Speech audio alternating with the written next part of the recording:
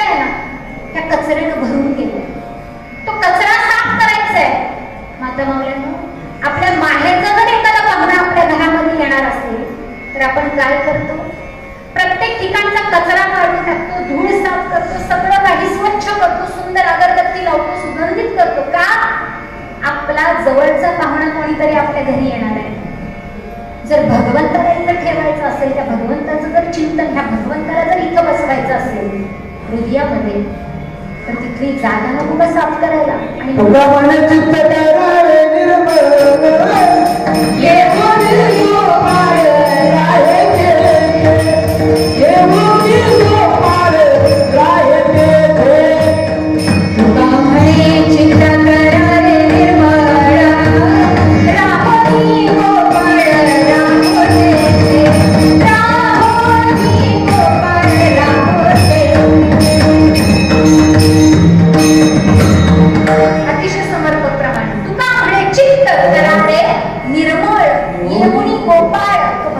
येऊन राहील तिथं. जेव्हा तुमचं चित्त अंतःकरण शुद्ध होईल आणि अंतःकरण शुद्ध झाल्यानंतर त्या मनाची एक विधता होईल आणि तेव्हाच ही चिंतन भगवंताचं लक्षात येईल. खरी माणुसकी आपल्याला समजेल. आणि महाराज म्हणतात हा दुसरं तिसरं काही नाही, हाच व्यापार या व्यवहारामध्ये येऊन आपल्याला शिकायचा आहे. हाच व्यापार तुम्हाला लाभ देऊन जाईल आणि हेच अभंगाचं चक्र.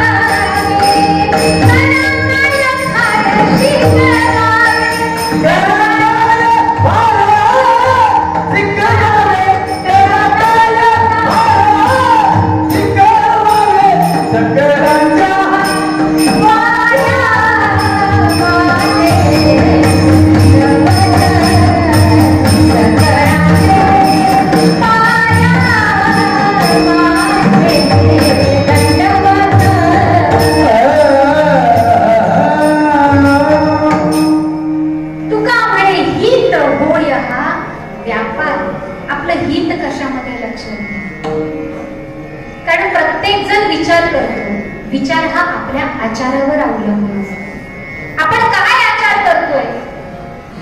विचार प्रत्येकाचा वेगवेगळा आहे, पण विचार कोणता करायचा हे महत्वाचं. विचाराचे 3 प्रकार आहेत. पहिला अनर्थक विचार आहे की जो विचार केल्यानंतर आपल्याला काही ना काहीतरी त्रास 100% होणार. दुसरा प्रकार आहे निरर्थक विचार, जो विचार केल्यानंतर कुठलंच काही साध्य होत नाही. आणि तिसरा जो प्रकार आहे तो सार्थक विचार आहे.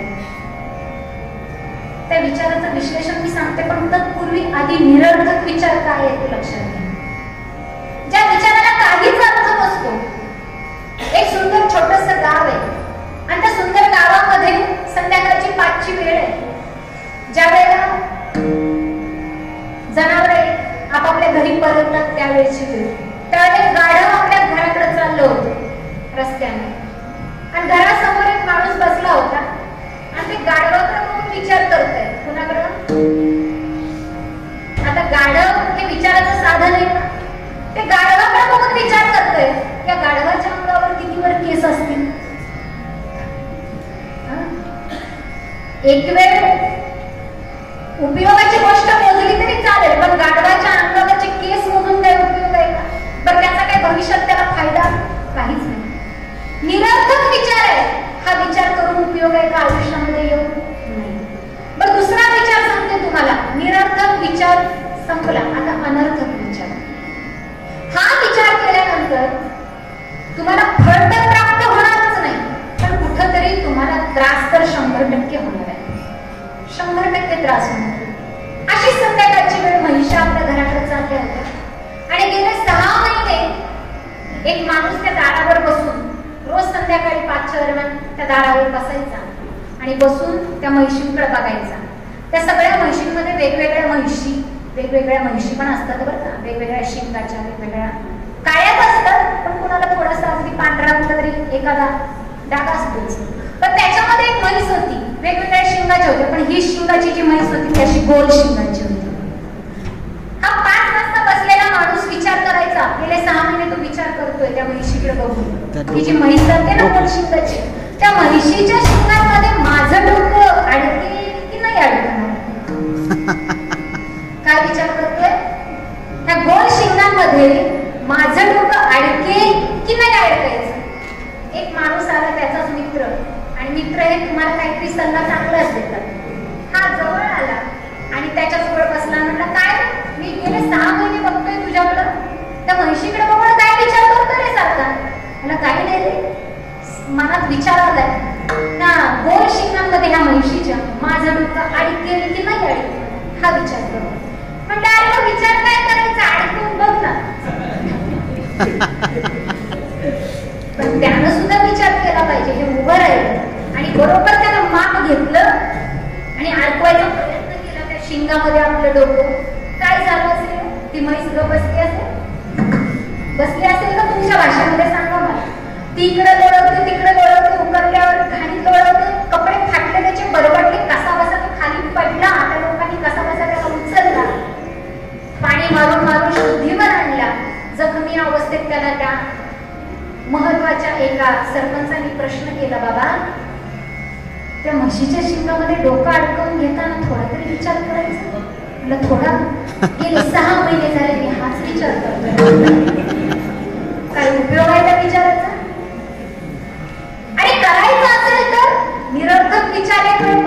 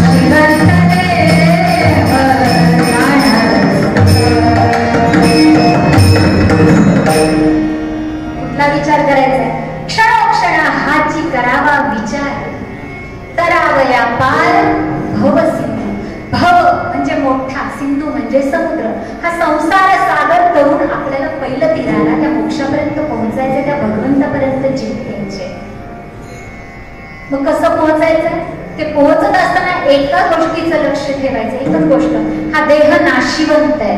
कसा आहे, कोणाचा राहणार आहे. तुम्ही म्हणाल महाराज तुम्ही कीर्तनकार आहे, तुम्ही तरी राहचाल ना. या जगामध्ये कोणी राहण्याकरता आलेलं, प्रत्येकाला जायचंय. हे जीवन संपणार आहे, हा देह निघून जाणार आहे. पण या देहाचं सार्थ विचारानं होतं. आज आमच्या काकांनी तोच विचार केला. या जगामध्ये येऊन त्यांनी निरर्थक विचार केला नाही, अनर्थक विचार नाही केला. त्यांनी फक्त एकच विचार केला, या जगतामध्ये सार काय आहे आणि असार काय आहे. सारा सार विचार करा उठा उठी नवनरा कंठी विंडोबाचे नवनरा कंठी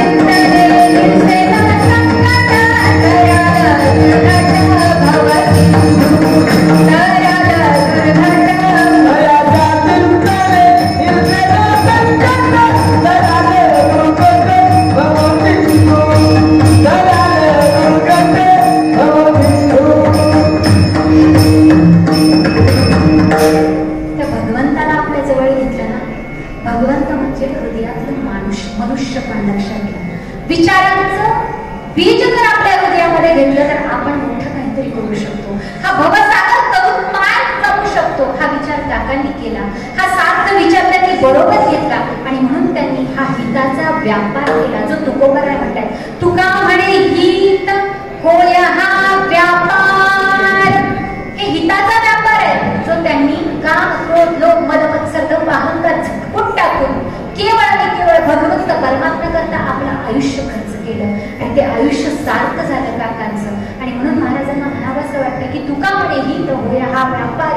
त्याच्यापेक्षा वेगळं काही जीवन नाही, याच्यापेक्षा वेगळं काही मी तुम्हाला शिकवणार नाही. ज्ञानेश्वर माऊली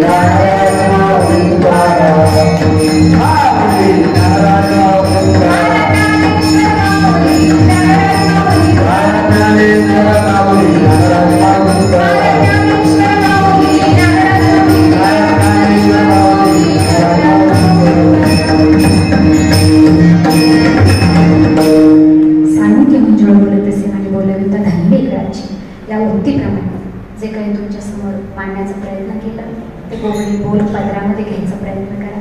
असो, या मी मगाशी सांगितलं हा खेळ हे ऐकल्याचा. गेले 15 दिवसापासून हे नियोजन चाललंय. तुमचेच प्रकाश सर तर तुमच्या आधी माझा होता आणि आहे. अगदी लहानपणापासून आम्ही एकमेकांच्या सानिध्यामध्ये होतो आणि त्याने शब्द टाकला, तुम्हाला एक मोठी बहीण मानतो, मी त्याला छोटा भाऊ मानते. आणि खूप खेळीमेळीचं वातावरण. त्याने एक शब्द दिला, दीदी करशील का? अरे म्हटलं करेन ना, तुझ्यासाठी 100% करते. मी खरं तर एका आध्यात्मिक माणसांकरता करायचं आहे, त्यांच्याकरता करायचं तर मी एका पायावर तयार झाले. म्हटलं 100% करेन. पण म्हटलं समोरचा श्रोता त्यांना हे सगळं पचेल का? कारण हे सहजासहजी कोणाच्या पचनी पडत, फार काटापिटा करावा लागतो लोक इथं बसवून ठेवण्याकरता. कारण इथं जर लावण्यांचा कार्यक्रम असता तर न बोलवता सगळे इथं हजर. इथं गर्दीच गर्दी, स्टेजवर सुद्धा नाचायला सुद्धा जागा पुरली नसते. पण कीर्तन प्रवचन ह्या गोष्टी रुजवण्यात शक्यतो लक्षात. पण हे तुम्ही सगळं पचवलं त्याबद्दल पहिल्यांदा तुमचे आभार मानते. त्याचबरोबर ज्यांनी ही संधी इथं उपलब्ध करून दिली ते आपले संस्थापक रामचंद्र पाटील भाऊ यांनी ही सुंदर संधी उपलब्ध करून दिली. कारण खरं सांगायचं झालं हे सगळं होतं, मी मगाशी सांगायची राहून गेली. ह्या सगळ्यासाठी संपत्ती ही सात्विक असावी लागते आणि संतप्ती जी काकांच्या पोटी आली ती दैवी असावी लागते. तर हे सगळं साध्य होतं, पुण्यस्मरणाचा कार्यक्रम वगैरे. आज इथं संपत्ती ही सात्विक आहे आणि जी संतती त्यांच्या पोटी लागली जे ते आणि त्यांच्या ज्या 5 लेकी आहेत त्या संतती म्हणजे सात्विक आणि दैविक गुणाच्या आहेत.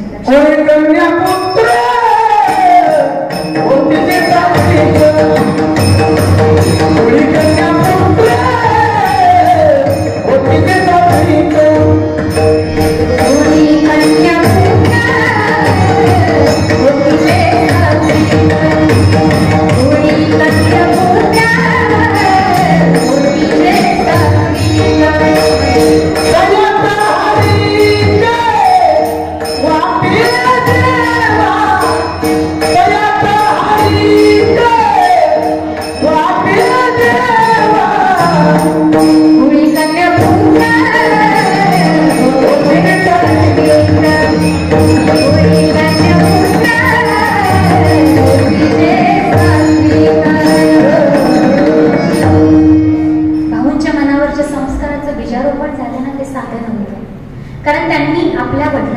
कष्ट पाहिलंय, हालाकीची परिस्थिती, त्या परिस्थितीमध्ये आई लहानपणी गेल्या, त्यांच्या लहानपणी त्यांच्या आई गेल्या आणि वडिलांनी त्यांचा सांभाळ स्वतः स्वयंपाक घालून केला.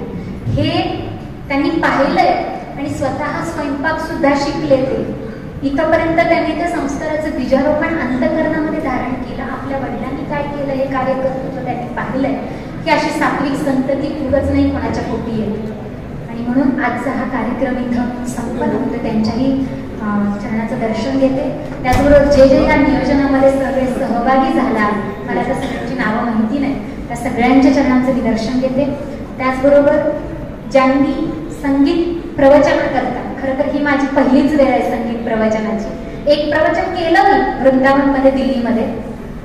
ते संगीत कथा टाईप होतं, पण तेही सुंदर झालं. आणि आजचाही प्रयत्न माझा उत्तम होता बऱ्यापैकी. तो आता तुम्हाला माहिती, प्रयत्न उत्तम होता म्हटलं मी. ते आता कसं झालं ते तुम्हाला माहिती. सुंदर अशी साथ ज्यांनी केली हार्मोनियमला, ते आमचे प्रकाश महाराज, मी त्यांना म्हणते आमच्या संप्रदायात, त्यांच्या चरणाचं दर्शन घेते. त्याचबरोबर ज्यांचं आवाज इतका गोड आहे, इतका सुंदर आवाज, ज्यांनी भगवंतांनी यांना देऊ केलाय, पण मी माझं पाकिट काही देणार नाही.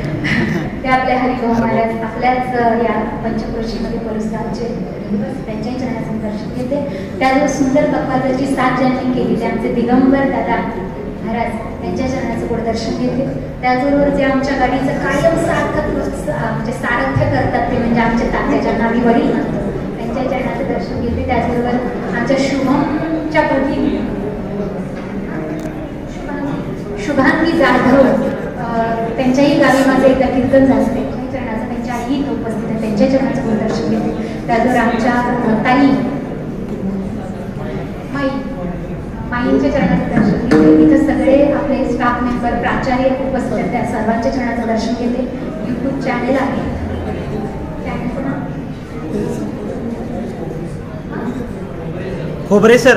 खोबरे सर, तुमच्याही चरणाचं गोड दर्शन घेते. कारण हे प्रवचन जर तुम्हाला ऐकावंसं वाटलं तर त्यांनी त्याची उपलब्धता तुम्हाला परत करून दिलेली आहे. त्यांच्या चरणाचं गोड दर्शन घेते. सिस्टीम सुंदर आहे, त्यांच्याही चरणाचं गोड दर्शन घेते. आणि झालेली सेवा भगवंत धर्माच्या चरणी अर्पण करते.